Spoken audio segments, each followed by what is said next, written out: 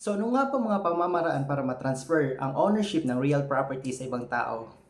Hey guys, good morning. This is Ronnie Sapanta from Filipino Homes at today pag-uusapan po natin yung mga mode of conveyances. So ano nga ba yung conveyance? Conveyance is the act of transferring an ownership of a property from one person to another. So here in the Philippines, we have four modes of conveyance.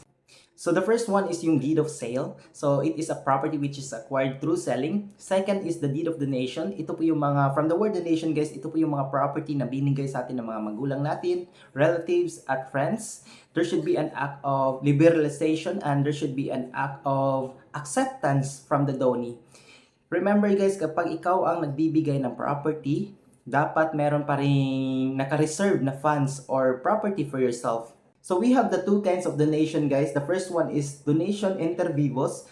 Ito po yung mga donation which is effective immediately.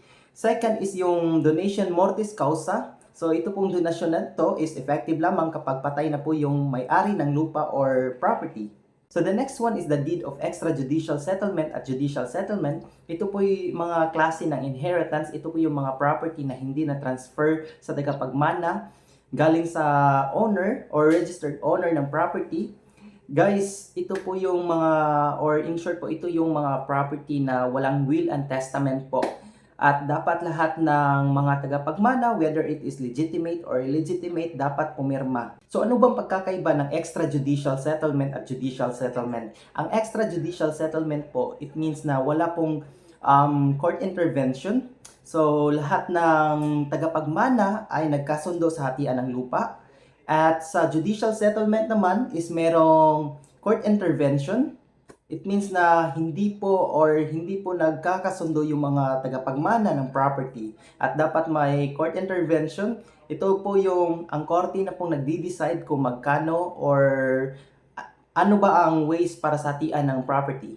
Last one is yung tinatawag na last will and testament. So we have two kinds of testamentary succession. The first one is the holographic will. Ang holographic will po, ito po yung mga sulat kamay at walang witness.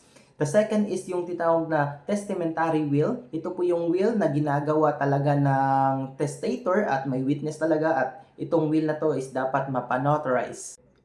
And one more thing guys, whether it is a holographic will or testamentary will, it needs a probate po guys. Dapat dalhin pa rin sa korte para mapatunayan ang validity ng will. So ano bang pagkakaiba ng donation mortis causa at yung tinatawag na testamentary will? For me, the difference between the two is yung tax base because donation mortis causa, ang tax na binabayaran po natin sa BIR ay tinatawag na donor's tax at yung sa testamentary will naman is yung state tax para matransfer yung property. Okay, so that's it for now guys. I hope that you have learned something and please don't forget to subscribe in my channel. See you in my next vlog.